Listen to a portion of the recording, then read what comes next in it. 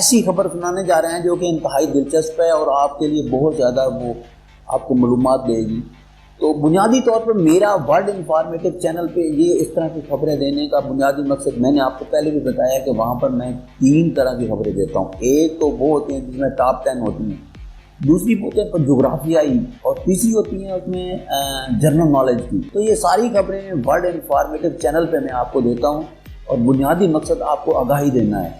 آگاہی یعنی کیسے دی جاتی ہے؟ مختلف طریقوں سے۔ جیسے میں نے یہ میرا پیپل اینڈ بلاگ کے نام سے جو چینل ہے، یہ میں آپ کو تو ایک پرانے زمانے کی بات ہے، گنگو بائی ایک طوائف تھی جس نے نہرو کو شادی کی دعوت دی اور جسے انڈر ورلڈ کے کریم لالا نے بہن بنا لیا۔ تو یہ ساری کہانی میں آج آپ کو سنانے جا رہا ہوں۔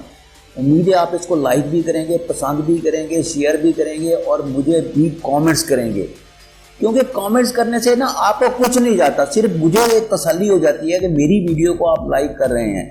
اگر نہیں کریں گے تو پھر بھی کوئی بات نہیں ہے، لیکن کوشش کریں کہ میری اس ویڈیو کو لائک کرنے کی کوشش کریں کہ میں ہی اور یہ محبت اتنی ظالم ہوتی ہے، آپ کو پتہ ہے کہ محبت میں انسان بہت کچھ کر گزرتا ہے، اور کس سے ہوئی یہ بھی میں آپ کو بتاتا ہوں آگے۔ اور اس ویڈیو کو ضرور دیکھیں کہ سکپ نہ کیا کریں، ویڈیو کو سکپ کرنے سے بہت بڑا مسئلہ ہوتا ہے، آپ کو پتہ ہی نہیں چلتا کہ میں کیا آپ کو بتا رہا ہوں۔ لیکن گنگوں کو محبت ہوئی، لیکن ان کے گھر والے اس رشتے سے خوش نہیں تھے، اس لیے وہ بھاگ کر بمبئی آ گئی، لیکن اس کے عاشق نے انہیں دھوکہ دیا اور ایک کوٹھے پر فروخت کر دیا، اور پھر وہ کبھی لوٹ کر واپس اپنے گھر نہیں گئی۔ تو یہ بہت سی ایسی کہانیاں ہیں جو کہ اس ہمارے معاشرے میں بکھری پڑی ہیں۔ اس کا پورا ڈیٹا میں آپ کو بتاتا ہوں۔ گنگو بائی کاٹیا واڑی 1960 کی دہائی میں ممبئی کے کماٹھی پورا علاقے میں کوٹھا چلاتی تھی۔ گنگو بائی کا اصل نام گنگا ہر جیون داس کاٹیا واڑی تھا۔ اس کی پیدائش پرورش گجرات کے علاقے کاٹیا واڑ میں ہوئی تھی۔ ان پر بننے والی ایک نئی فلم دراصل مافیا کوئنز آف ممبئی نامی ایک کتاب پر مبنی ہے، جس کے مصنف حسین زیدی اور جین بورگس ہیں۔ اب انڈین فلم ساز سنجے لیلا بنسالی گنگو بائی کاٹیا والی کی زندگی پر فلم بنا رہے ہیں۔ اداکارہ عالیہ بھٹ گنگو بائی کا کردار نبھا رہی ہیں۔ فلم کا ٹریلر حال ہی میں ریلیز کر دیا گیا ہے۔ بی بی سی سے بات کرتے ہوئے حسین زیدی نے کہا ہے کہ بنسالی کی کہانی بہت پسند آئی، انہیں لگا کہ اس خاتون کی کہانی بڑے پردے پر دکھائی جانی چاہیے۔ بنسالی کے پاس ایسے کردار کے ساتھ انصاف کرنے کی قابلیت ہے۔ ہم سب عالیہ بھٹ کی اداکاری سے واقف ہیں، جیسے وہ ایک کردار کو نبھاتی ہیں ایسے لگتا ہے کہ وہ اس کردار کی زندگی جی رہی ہیں۔ اب تھوڑا سا گنگو بائی کے متعلق میں آپ کو بتاتا ہوں۔ حسین زیدی کے مطابق گنگو بائی کوٹھا چلاتی تھیں اور انہیں دھوکہ دے کر اس پیشے میں لایا گیا تھا۔ ان کا تعلق کاٹیا واڑ کے ایک ایسے خوشحال گھرانے سے تھا جس کے افراد پڑھے لکھے تھے اور وکالت کے پیشے سے منسلک تھے۔ ریمنک لال نامی ایک اکاؤنٹنٹ سے محبت ہو گئی تھی، لیکن ان کے گھر والے اس رشتے سے خوش نہیں تھے، اس لیے وہ بھاگ کر بمبئی آ گئے۔ لیکن ریمنک لال نے انہیں دھوکہ دیا اور کماٹھی پورا کے کوٹھے پر فروخت کر دیا۔ تب انہیں احساس ہوا کہ اب وہ کبھی اپنے گھر واپس نہیں جا سکیں گی، کیونکہ ان کا خاندان انہیں کبھی بھی قبول نہیں کرے گا۔ اس لیے انہوں نے حالات سے سمجھوتا کیا اور بطور سیکس ورکر کام کرنے لگی۔ وہ گینگسٹر نہیں تھیں اور وہ انڈر ورلڈ کا حصہ بھی نہیں تھی، لیکن ایسے کام سے منسلک تھی جسے عزت کی نگاہ سے نہیں دیکھا جاتا۔ جیسے جیسے وقت گزرا، کماٹھی پورا ریڈ لائٹ علاقے کی سربراہ بن گئی۔ اس طرح سے وہ پہلے گنگا سے گنگو بنی اور پھر گنگو سے میڈم۔ گنگو بائی نے کماٹھی پورا میں ہونے والی مقامی انتخابات میں حصہ لیا اور جیت کر اس طرح وہ گنگو سیکس ورکر سے گنگو بائی کاٹیا والی بن گئے۔ کاٹیا والی کا تعلق دراصل کوٹھی والی سے ہے۔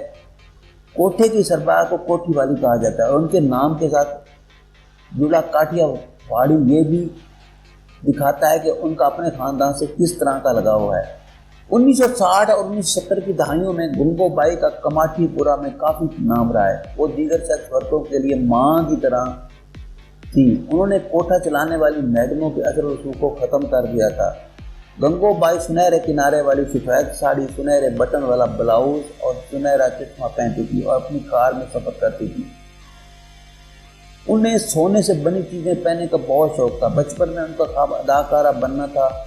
فلمی دنیا میں ان کی یہ دلچسپی عمر کے ساتھ قائم رہی۔ انہوں نے ایسی کئی لڑکیوں کو گھر واپس بھیجنے میں مدد کی جنہیں دھوکہ دے کر کوٹھے پر بیچا گیا تھا۔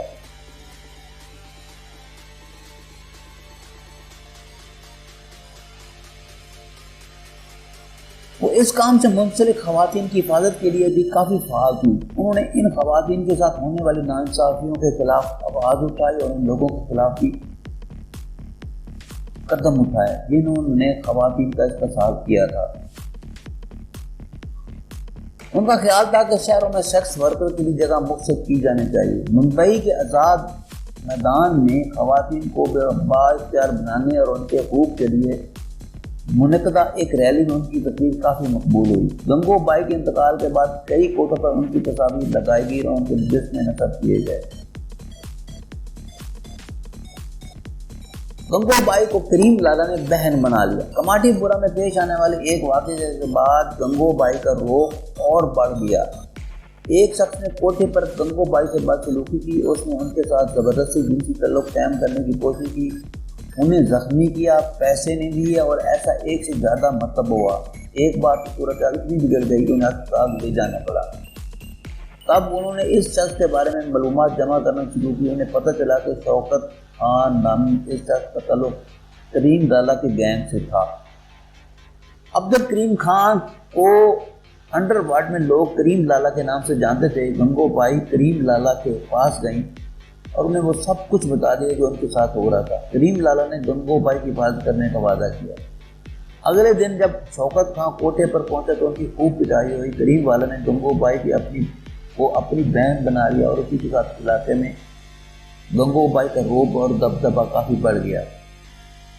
1960 کی دہائی میں کماٹی پورہ میں سینٹ گرلز ہائی اسکول قائم ہوا۔ یہ آوازیں اٹھنے لگیں کہ کوٹے کو بند کر دینا چاہیے کیونکہ چھوٹی بچیوں پر کوٹے والیوں کا برا اثر پڑے گا۔